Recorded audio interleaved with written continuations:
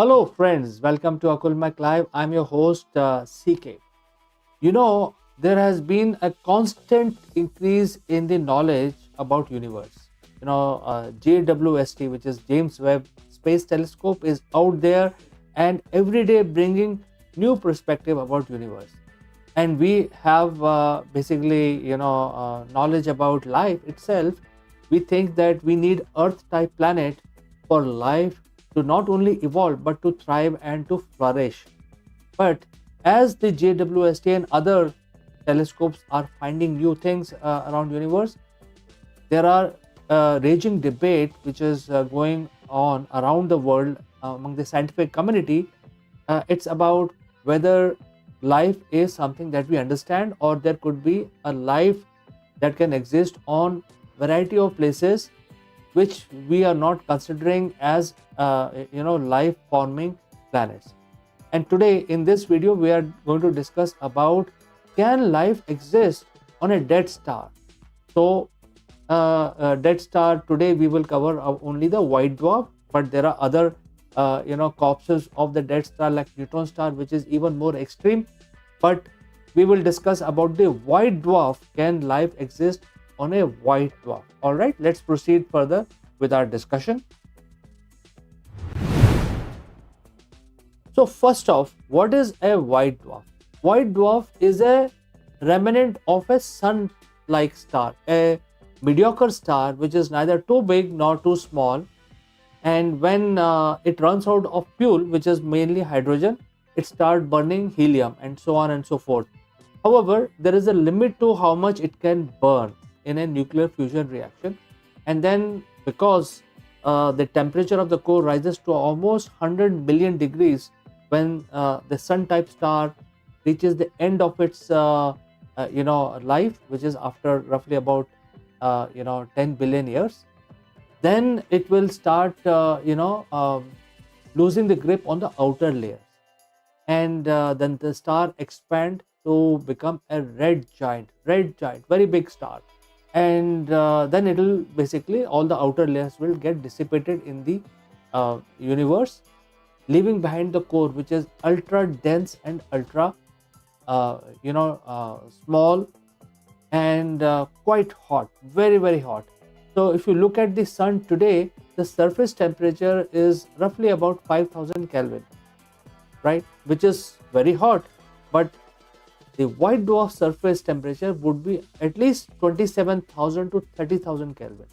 Although sun is producing lot many different kinds of lights, which is ultraviolet as well as infrared and also visible, so the broader spectrum. However, neutron star does not have any furnace running at the core. It's the remnant of the stellar core without any reaction. And since there is a lot of material available in the white dwarf, it is actually being balanced by only the electrons in the atom of the material which is there.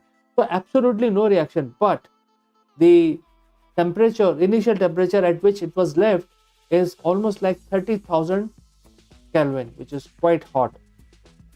So it will have a lot of heat in it. It will not emit any visible light. It will release only the ultraviolet, highly dangerous radiation light.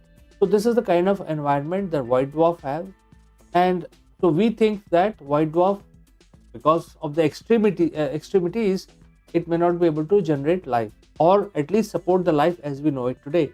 So let's proceed further and discuss this matter even further. So are there habitable zones around white dwarf? Obviously, white dwarf has shrunk now. Once it was a large star, huge star like sun. It has now reduced to a small planetary type body. It is very hot, and it will remain like that for billions of years. One estimate is that before it actually start cooling down, it may live like that for at least 10 billion years. That means it will have constant conditions around it for very long time. And life loves the constant conditions, because life has a way to evolve in natural surroundings, and if there are enough similar conditions existing for a very long time, that will give chance for life to evolve again. So habitable zones will also be there, because if you're too close to white dwarf, then the temperature will be quite hot. But if you're too outside, the temperature will be quite cold. So you have a small, narrow, thin band where if there is a planet in that area, then the conditions will be just right. So this becomes a habitable uh, zone around the white dwarf. This is also known as Goldilocks zone, which is very comfortable and it is a habitable zone. So if there is a planet in the habitable zone, there could be a potential for a life to re-evolve around a white dwarf, because whatever life, like Earth-like life, which is carbon-based, water-based, may not be able to survive the cataclysm of uh, the changing phase of sun-like star becoming red giant and then shrinking down to white dwarf. So, and then once it is formed, it will remain in that position for billions of years. That means a restarting of a new genesis of a different kind of life can happen in the habitable zones around the white dwarfs. I've already told you about the stability. White dwarf becomes very hot because the core star temperature rises to about 100 million Kelvin. But when the outer layer actually get dissipated in the space, what is what remains behind is a very hot core, right? And that is the initial temperature of the red giant, which was left behind in the core. So it will be almost like 30,000 Kelvin. However, in space, there is no heat transfer happening. So therefore, the white dwarf will retain its heat for very, very long time. That means it will have the heat. It may not produce any visible light, but it will still produce some sort of radiation in the ultraviolet range, which, as we know it today, is quite harmful for the life as we know it today. I mean, especially on Earth, it is not good. However, if there is a life which can resist the ultraviolet, those kind of life forms can evolve in that arena, and that star will provide a very stable temperature and very stable conditions for very, very long time. So stability is definitely much more than what our sun offers. The white dwarf star system, if it exists, will offer better stability. Now the JWST have been able to find planetary system. There are few. The JWST have been able to detect the planetary system which has, instead of a star, a white dwarf. That means there are planets moving around, and we need to do now more research, because these systems are very difficult to monitor because there's no light there, and we have to see only in the ultraviolet spectrum to see anything, because the star there is producing only ultraviolet light, or we have to use the very extreme infrared if these things are quite far. So more research is required to understand these systems better. But the point is, scientifically, life can evolve even around a white dwarf, because it provides a very stable environment.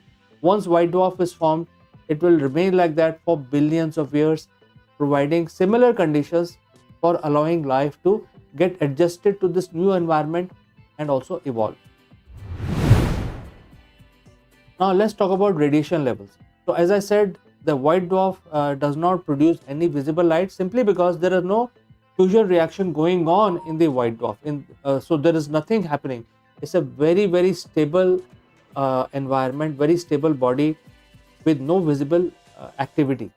However, if you look at the ultraviolet and other radiation which are above ultraviolet, the white dwarf is going to produce a lot of such radiations. So the life on the planets around white dwarf will have to evolve to this high radiation environment. They have to be resistant, and they will be basically evolving to see in the ultraviolet range, right? Similarly, plants will be able to generate some sort of photosynthesis using ultraviolet. Right now on Earth, photosynthesis process does not happen. You need visible light for plants to, generate, use photosynthesis to generate their livelihood. However, if there are different kinds of plant, if they can uh, find a process, if there is a process which is similar to photosynthesis but not using visible light but using ultraviolet, then the plant system can also evolve on those planets. So radiation levels are certainly very high for life as we know it on Earth, but definitely in that high radiation environment there could be a possibility of a different kind of life to evolve. Now let's talk about survival, whether the planet itself can survive the cataclysm of the death of a star, right? Because the white dwarf will be formed only after a mid-sized uh, star like sun dies. That means it finishes its age of approximately 10 billion years and then dies. Basically, it starts a new life form as a white dwarf. So some planets will actually survive. Definitely, if a sun has to die today, some planets will be consumed by the growing star, because the sun today it is actually yellow star, but it will grow into a red giant. So when it is growing its outer layer, it will start consuming the inner planets. Estimates are that Earth may be consumed when the sun becomes a red giant. Earth may be consumed, maybe Mars also. But planets beyond that will definitely survive. And once the white dwarf is formed, definitely it is, as heavy as the sun, but smaller in size. So there will be some reorientation of the planets will take place. Some planets will be consumed, some planets will survive, and there will be a reorientation of the orbits of these planets will take place, and some of these planets will come close to the star, some will remain away, but some will come into the habitable zone. So this is very exciting because the planets can survive. JWST has told us that planets can survive, and therefore there is a lot of hope to identify different kind of life system, because we think we need water, we need carbon, oxygen for life, maybe nitrogen, a bit of nitrogen, bit of hydrogen. But if we are able to prove that there is a different kind of life that can also thrive in our space, in our universe, that will open our eyes, and that will start another stream for us to research and study.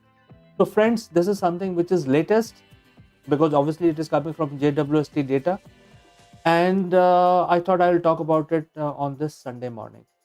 Look forward to receiving your comments and suggestions. Thanks for watching. See you in the next one.